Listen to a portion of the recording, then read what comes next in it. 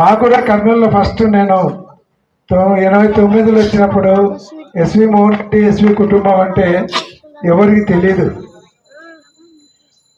91లో కోట్ల విజయభాస్కర్ రెడ్డి మీద పోటీ చేసిన తర్వాత ఓహో ఎస్వి కుటుంబం అంటే ఇంత దేనికైనా తెగిస్తారు, ఎవరితోనైనా కొట్లాడతారు, ఎంత గొప్ప వ్యక్తితోనైనా పోరాడతారు అనేటువంటిది ఆ రోజు నుంచే మాకు పేరు రావడం మొదలుపెట్టింది.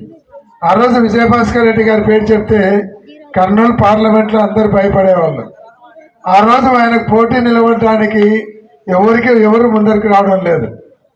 ఎన్టీ రామారావు గారు కర్నూలుకు వచ్చి ఆర్లగడ్డలు ఉన్నటువంటి మా నాన్నగారిని పిలిపించి ఇక్కడ అందరూ పోటీ చేయాలంటే భయపడుతున్నారు, మీరు పోటీ చేయండి సుబ్బారెడ్డి గారు అని ఆ రోజు చెప్తే ఆ రోజు బాగా ఫ్రాక్షన్, కర్నూలు పార్లమెంట్ అంతా ఫుల్ ఫ్రాక్షన్.